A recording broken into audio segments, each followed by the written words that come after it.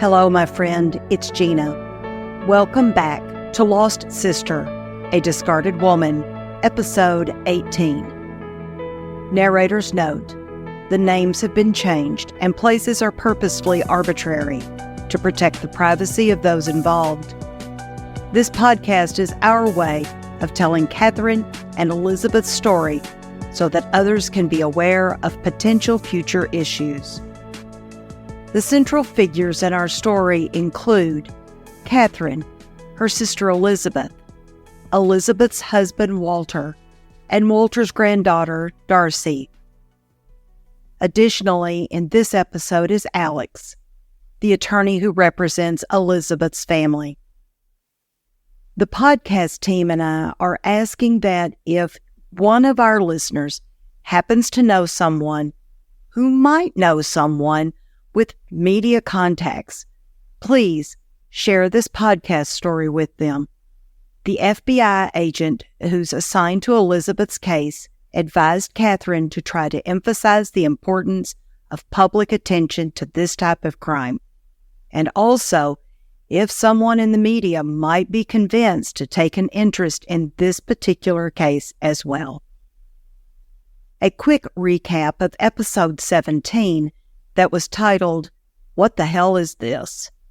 For the simple reason that still to this day, with all of the evidence accumulated by Elizabeth's family, their attorney Alex, the police detective, Sam, the assistant county attorney, and the FBI agent assigned to the case, are still unable to charge Darcy with any type of criminal activity. Nothing. Due to the county attorney's inaction, incompetence, or quite possibly their purposeful obstruction, period. And as we have repeated time and time again on this podcast, there have been what seems to be deliberate legal roadblocks that appear to be completely unnecessary. For most of us who are fully invested in this case, we believe there has been indisputable obstruction by the county attorney denying necessary subpoenas required to investigate properly. We highly recommend going back and listening to the full episode 17, if only for the timeline alone. So, my friends, this is normally when we continue the story.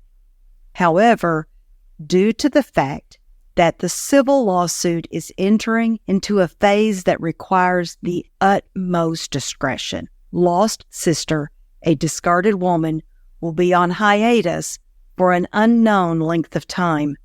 We will be posting updates and follow-ups as news becomes available. In the interim, if you know of another lost sister or someone who is a discarded woman that our team might be of service, please let us know. Anyone can send a private message to us via the Lost Sister, a Discarded Woman podcast Facebook page. Please include a short synopsis of the story and any contact information you can share. Even though we won't be posting as often as we have in the past, I will assure you we are still working, interviewing, researching, and advocating for Elizabeth just as diligently as always, which is why we continue to ask that if you care about any and all of the Elizabeths everywhere, share this story. Maybe together we can find someone who will care too, someone who just might care enough to elevate our Elizabeth to a height that many, many more will be seen as well. Keep your fingers crossed that episode 19 will be very soon. Abuse in all forms is an equal opportunity instrument of control, regardless of age, gender, IQ, education, or socioeconomic status. Whatever your age, for your own sake and those who care about you, please establish a living will. Keep it somewhere your chosen caretakers can access it. And if you don't have your assets in order, make plans right now to do so. Talk to an attorney and/or an investment institution you trust and make it happen before it's too late. The terms elder abuse, elder neglect, and elder fraud are relatively new. In general, elder abuse is a term referring to any knowing, intentional, or neglectful act by a caregiver or any other person that causes harm or a serious risk of harm to any vulnerable elderly person. Legislators in all 50 states have passed some form of elder abuse prevention laws. A good place to start for more information is the website justice.gov/elderjustice. And if you suspect elder abuse, there is help. The National Elder Fraud Hotline is 1-833-FRAUD-11. That's 833-372-8311. The National Adult Protective Services Association website is napsa-now.org. A fantastic resource is the National Center on Elder Abuse website, ncea.acl.gov. To find more information about Alzheimer's and dementia, check out the Alzheimer's Association website, which is alz.org. The National Domestic Violence Hotline is 1-800-799-SAFE.